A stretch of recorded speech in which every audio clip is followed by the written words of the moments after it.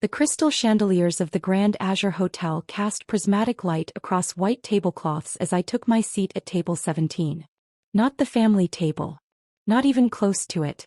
I was positioned near the kitchen doors, where the constant swing of servers created a draft that made the candles flicker. "Claire, you actually came," my sister Amanda said, pausing at my table with her new husband Marcus. Her white gown probably cost more than most people's cars. "I'm surprised you could afford the gas money to get here." I set down my water glass carefully. "Congratulations on your wedding, Amanda. Everything looks beautiful." "It should," Marcus interjected, adjusting his designer cufflinks.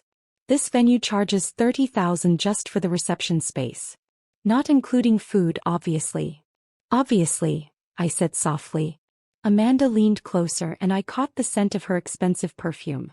"Honestly, Claire, I almost didn't send you an invitation. Mom said it would be embarrassing having you here in your... What are you wearing?" "Something from a discount store."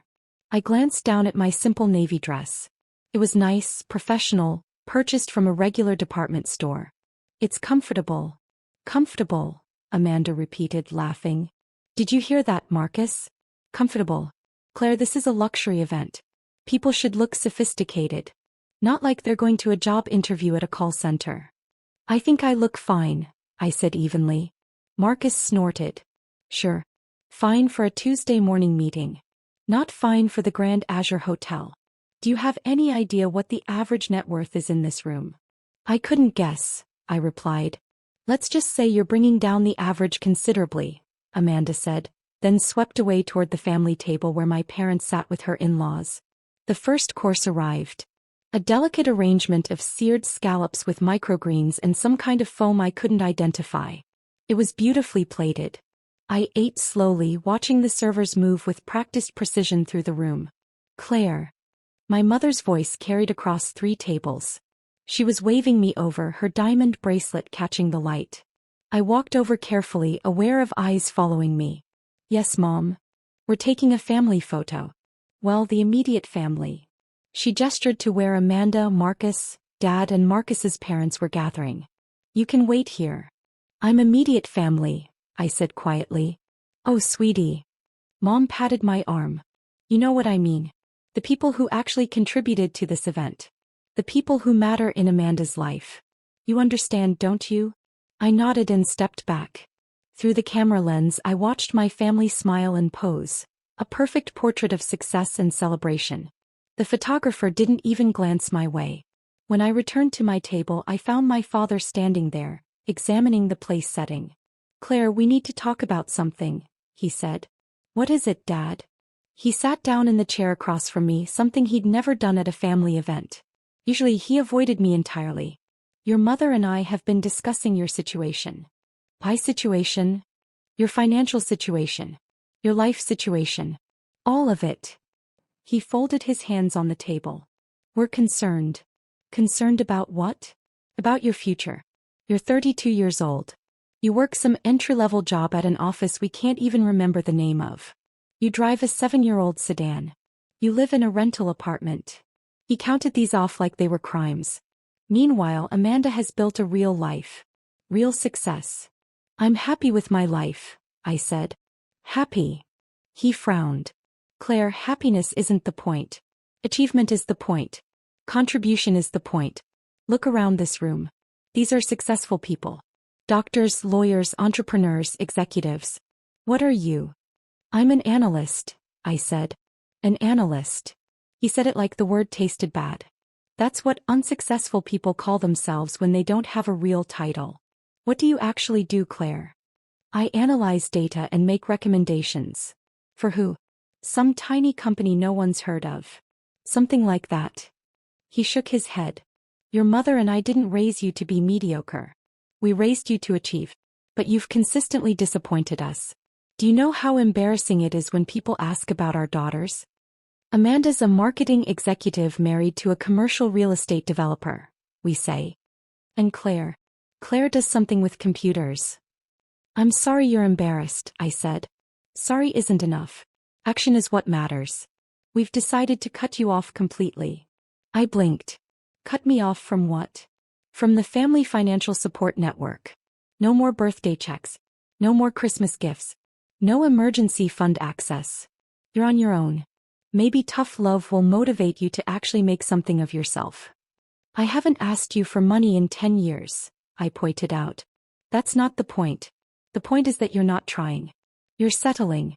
And we won't enable that anymore. He stood up. Now please try not to embarrass us further tonight. Don't talk to Amanda's in-laws. Don't mention what you do for work if anyone asks. Just stay at your table and eat quietly. He walked away. I sat there for a moment, then picked up my fork and continued eating. The scallops were excellent. The main course was filet mignon with truffle butter and roasted vegetables. As it was being served, my brother-in-law Marcus stopped by my table again. Claire, quick question, he said. What kind of car do you drive? A Honda Civic. He laughed. A Civic. That's perfect. That's exactly what I would have guessed. Do you know what I drive? I don't. A Tesla Model S Plaid. Top of the line. 0 to 60 in under 2 seconds. It costs more than you probably make in a year. He waited for my reaction. That's nice, I said. Nice. He seemed disappointed by my response. It's not nice, Claire. It's exceptional.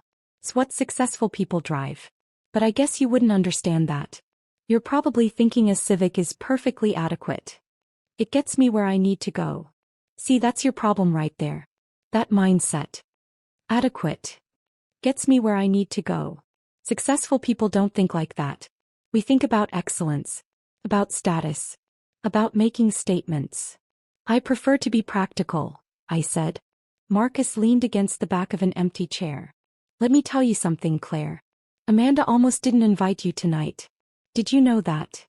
She mentioned something about it. She was worried you'd make her look bad. Having a sister who's basically, well, let's be honest, who's basically poor. It reflects on her, you know?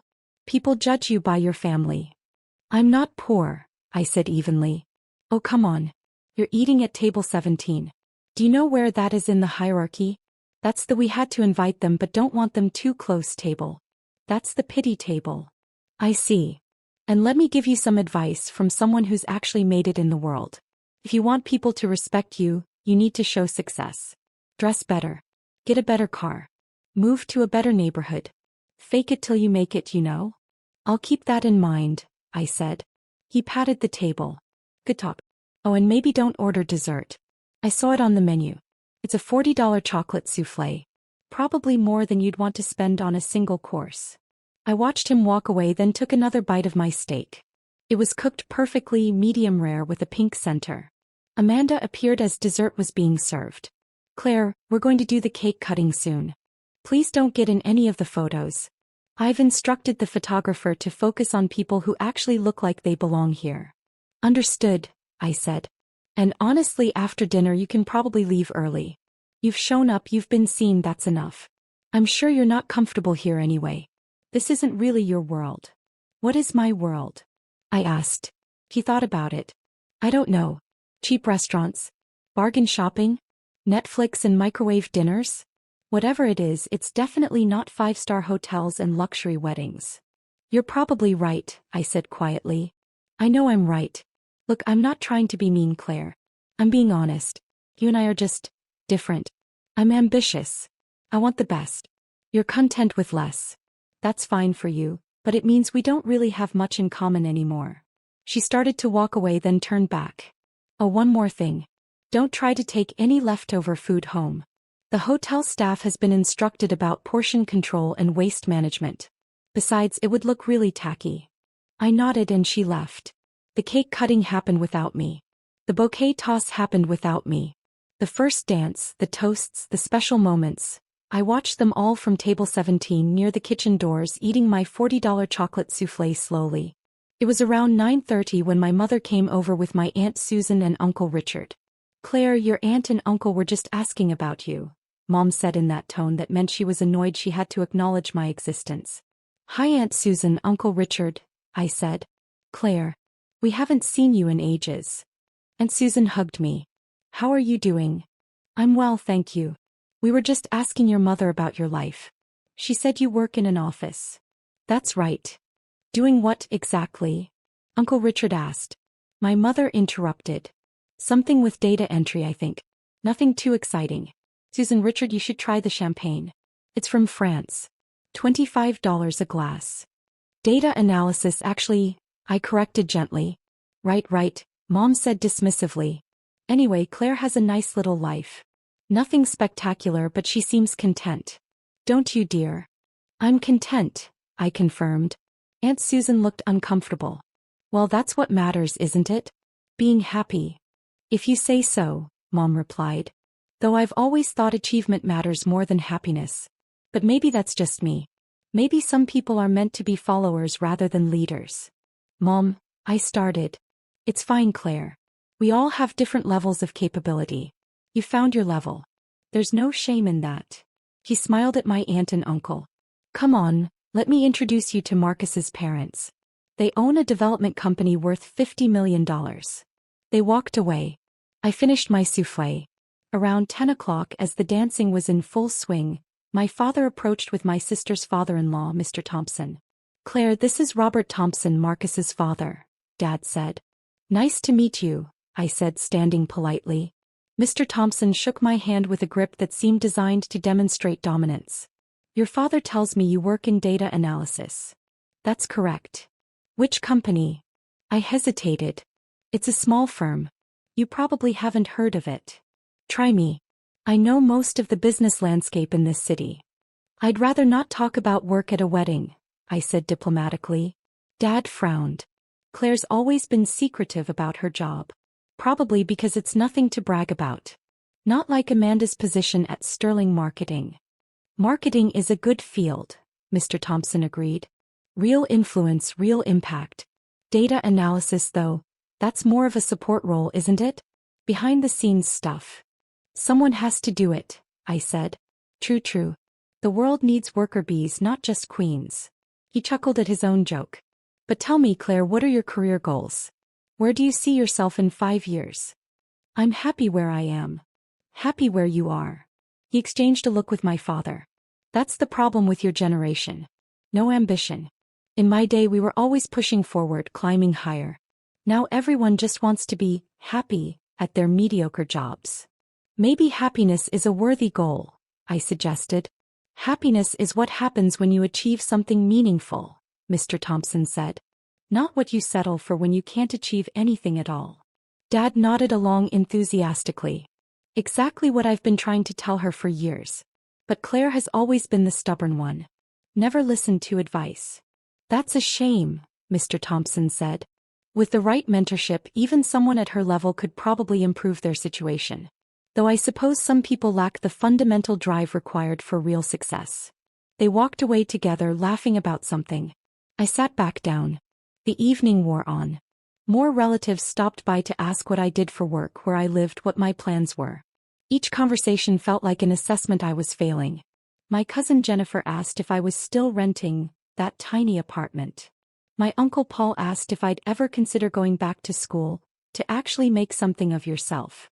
My grandmother asked if I had any prospects at all, dear, because you're not getting any younger. I answered each question calmly, deflecting when I could, admitting the truth when I couldn't. At 11 o'clock, as I was considering leaving, Amanda found me again. Claire, I need to talk to you about something, she said, sitting down at my table uninvited.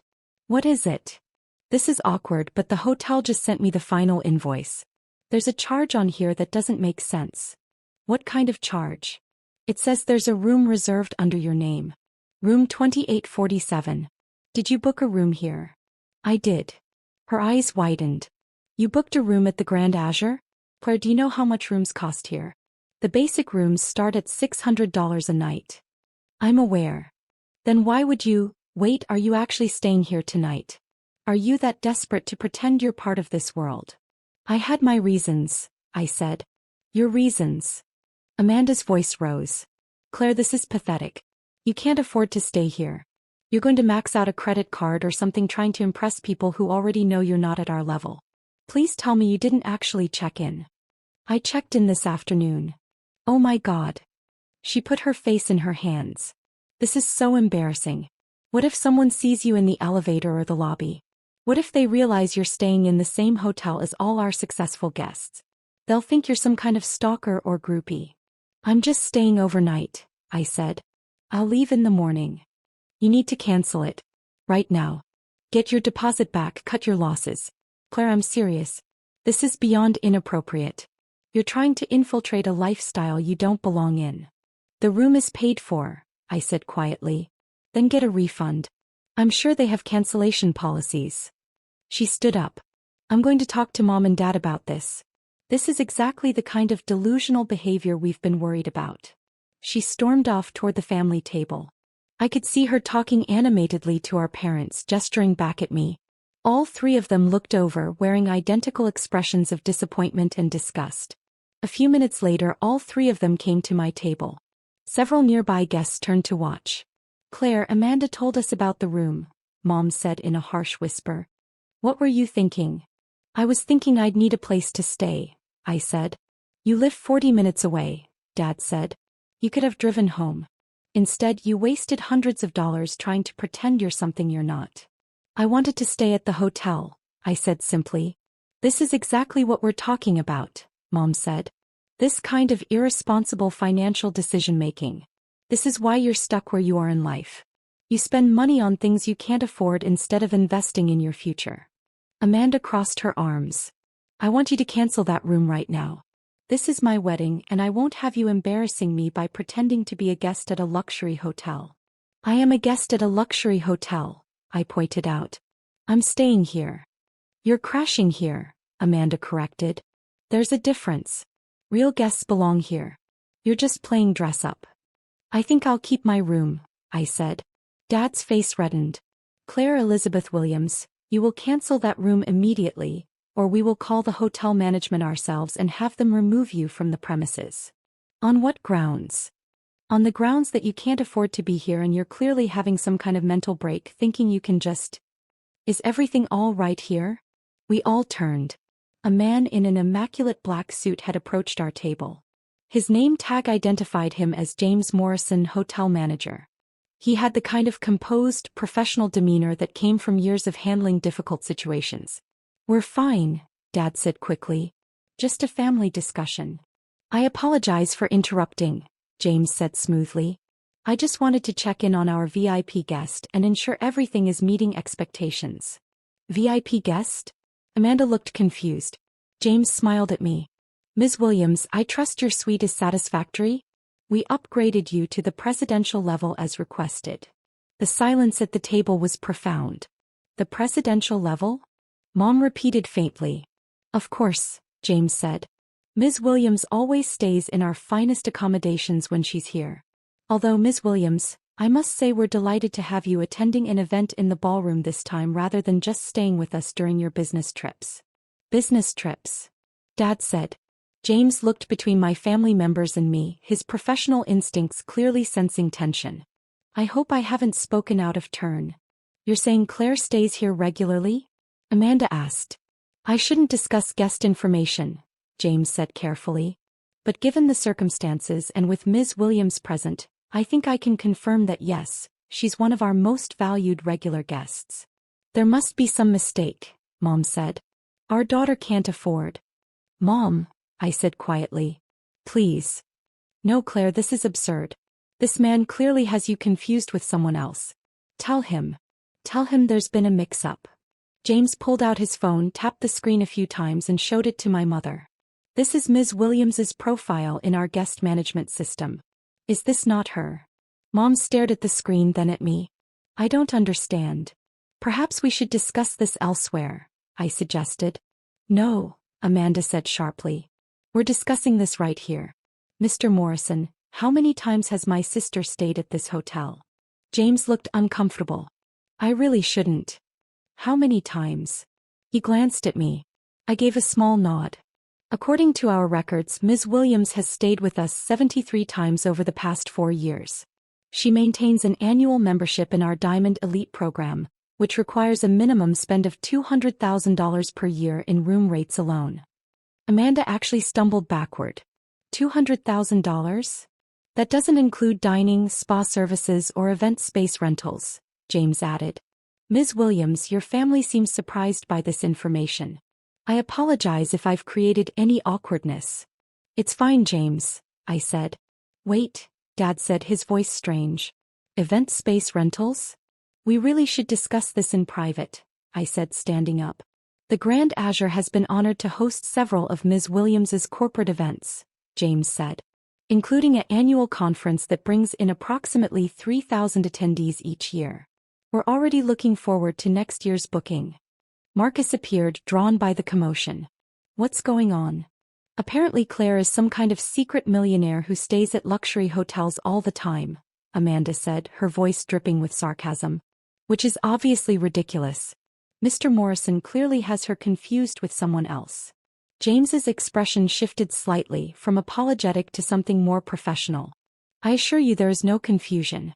Ms. Williams is not only a valued guest but... He paused. But what? Dad demanded.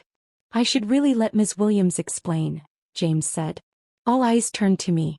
The nearby tables had gone quiet, guests openly listening now. Claire, Mom said slowly. What is he talking about? Before I could answer, a woman in a sharp business suit approached. Her badge identified her as Patricia Chin, Director of Operations. James, I need to speak with you about... Oh. He stopped, seeing our group. Ms. Williams. I didn't realize you were here for a personal event. I hope everything has been perfect. Everything's been lovely, Patricia. Thank you. Patricia looked at my family. These must be your relatives. How wonderful that the event is being held here. Ms. Williams, if you need anything at all tonight, please don't hesitate to call me directly. Ms. Williams doesn't need to call anyone, Amanda said coldly. This is my wedding and I'm the one who booked this venue. Patricia's smile remained but her eyes cooled. Of course. Though technically the booking was made through Sterling Events, which is one of our corporate partners. The actual contract is with the property ownership group. So, Amanda said. So the ownership group has final approval on all events, Patricia explained. We're very pleased they approved your wedding, Mrs. Thompson. They. Dad said. Who are they? Patricia looked at James. James looked at me. I could see both of them calculating what they should say. Perhaps it's time, I said quietly. Time for what? Mom demanded. A third person approached our table. An older gentleman in an expensive suit, walking with the confidence of someone who owned everything around him. His name tag read, Michael Reynolds, Regional Vice President, Azure Luxury Hotels. Excuse me, he said pleasantly. I don't mean to interrupt a family celebration, but I saw Ms. Williams was here and wanted to say hello personally. He shook my hand warmly. Claire, wonderful to see you. I trust James and Patricia have been taking excellent care of you. As always, Michael, I said. Outstanding. And I wanted to let you know that the quarterly reports are ready for your review. I'll have them sent to your office on Monday as usual. The color drained from my father's face. Her office. Michael smiled at my father. You must be very proud of your daughter, Mr. Williams. Not many people accomplish what she has by age 32. I don't. I'm not. Dad couldn't form a complete sentence. I'm sorry, Amanda interrupted, her voice shaking. Who exactly are you? Michael Reynolds. I oversee the Azure Luxury Hotels East Coast operations, which means I report directly to the ownership board. He paused. Which includes Ms. Williams as the majority shareholder. The world seemed to stop spinning. Majority shareholder, Mom repeated numbly. That's correct. Ms. Williams owns 51% of Azure Luxury Hotels International, which includes this property and 47 others across 12 countries. Marcus laughed. Sounded slightly hysterical. That's impossible. Claire drives a Honda Civic. I like my Civic, I said softly. Claire, Dad said slowly. Is this true? I looked at my family. My sister in her expensive wedding gown. My brother-in-law with his designer suit and Tesla. My parents with their diamond jewelry and superior attitudes. All of them staring at me like I'd suddenly grown a second head. Yes, I said simply. It's true. But how? Amanda whispered. I started a data analysis company in my 20s. We developed predictive algorithms for hospitality markets. Azure Hotels bought my company 4 years ago for their algorithm, But part of the deal was that I retained majority ownership in the parent company. I also sit on the board and oversee certain strategic initiatives. You're a data analyst, Dad said weakly. I am. I analyze market data, revenue projections, customer behavior patterns, expansion opportunities, and dozens of other factors. I just do it for a company worth approximately $8 billion. Mom sat down heavily in an empty chair. $8 billion. That's the current valuation, yes. Amanda's voice rose. Then why do you dress like that? Why do you drive that car? Why do you live in a rental apartment? Because I like my clothes. I like my car. And I like my apartment. I don't need to prove anything to anyone. You let us think you were poor. Mom said accusingly. You assumed I was poor. I never said I was. You never corrected us. You never asked. You just decided. All of you. I looked at each of them in turn. You decided I was a failure because I didn't perform success the way you wanted me to. I was content with that. I didn't need your approval. But you embarrassed us. Dad said. I embarrassed you by not living up to your arbitrary standards. That's different. James cleared his throat. Ms. Williams, about the wedding event tonight. Given the circumstances, should we proceed with the standard post-event protocols? What protocols? Amanda asked nervously. The event was booked at our standard rate, Patricia explained. 15% discount through Sterling Events. However, when a majority shareholder's family member is involved, we typically apply a family courtesy adjustment. A courtesy adjustment? Marcus said hopefully. Yes. We charge full rate. No discounts. No deferrals. Full payment due within 30 days instead of our usual 60-day payment plan option. Amanda's face went pale. But the invoice you sent earlier was the discounted amount. $30,000 for the space, plus catering plus service fees. With the family courtesy adjustment, the total comes to $42,000. Due in full by December 1st. That's in 30 days. Marcus said. Yes, sir. We can't pay that much in 30 days. We were counting on the payment plan. Patricia's smile remained perfect. I understand. Unfortunately, the policy is quite clear when family members of the ownership board are involved. We maintain strict standards to avoid any appearance of preferential treatment. Dad stood up. Now wait just a minute. Claire, you can't let them do this. You're on the board. You can override this policy. I could, I agreed. But why would I? Because we're your family. My family. The family that put me at table 17. The family that told me I was an embarrassment. The family that said I couldn't afford the dessert. The family that was ashamed to have me in their photographs. My voice remained calm. That family. Claire, please, Mom said. We didn't mean. You meant every word. You always have. For years you've treated me like I was less than. Like I was a disappointment. Like I was something to be hidden away and ignored. We just wanted you to succeed. Dad protested. I did succeed. You just never bothered to notice because my success didn't look like what you expected. Amanda stepped forward. Claire, I'm sorry. I'm so sorry. I didn't know. You didn't know because you didn't care to know. You made assumptions and never questioned them. But we're family, Mom said desperately. Are we? Because family usually doesn't treat each other the way you've treated me. Michael cleared his throat. Ms. Williams, I hate to interrupt, but there's another matter. The annual board meeting is next week and we need to finalize the venue. You mentioned possibly hosting it here. I did. But given tonight's experience, I'm thinking we might choose a different property. Perhaps the Azure Monte Carlo. Excellent choice. That would mean approximately 800 guests, correct? Board members, executives, and their families. That's right. We'll make arrangements immediately. The Monte Carlo booking would generate approximately $2 million in revenue for that property. Dad's face went even paler. $2 million? Claire, you can't take that away from this hotel. Think of the local economy. The jobs. I am thinking of them. I'm thinking they deserve a hotel owner who isn't being actively insulted by her own family in the ballroom. James's phone buzzed. He glanced at it. Ms. Williams, I'm being informed that several guests are asking about room bookings for future events. Apparently word has spread about who you are. Should I process these at standard rates or? Standard rates for everyone except immediate family. For them, use the no discount family courtesy rate. Understood. Uncle Richard approached hesitantly. Claire, sweetheart, I'm sure we all said some things tonight that came out wrong. They came out exactly how you meant them, Uncle Richard. You asked if I had any prospects.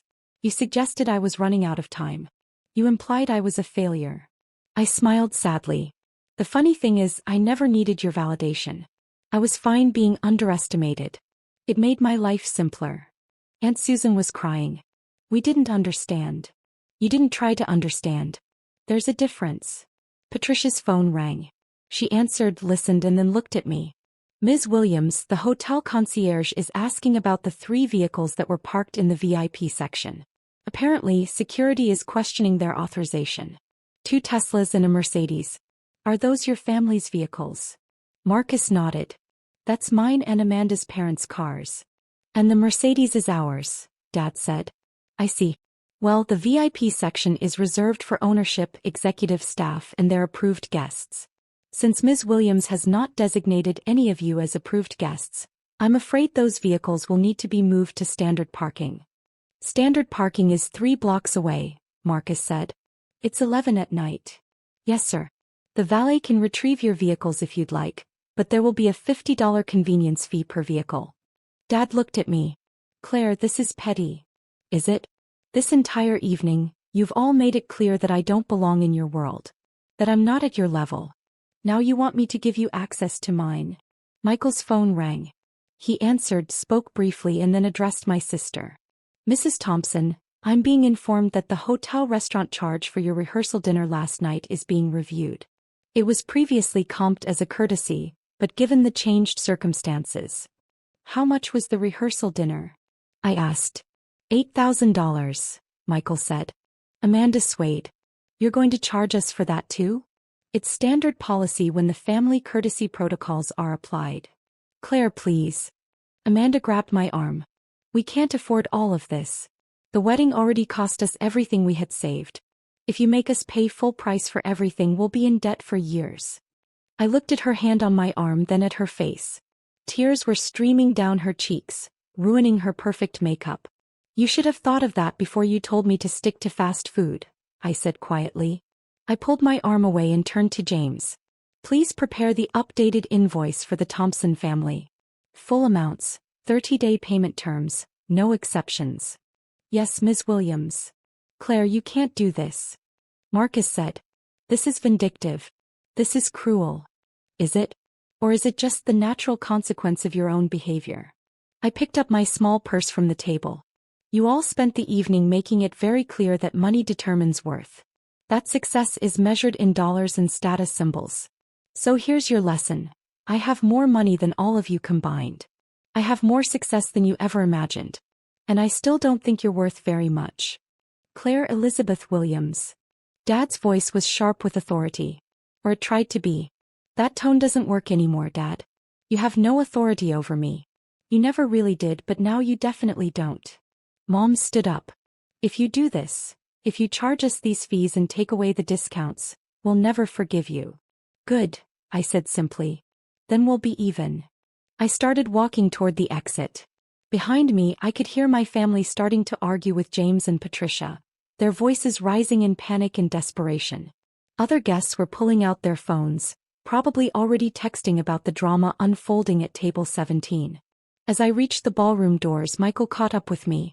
Ms. Williams, I apologize if our staff revealed more than we should have tonight. It's fine, Michael. It was time. The board meeting in Monte Carlo, you're serious about that?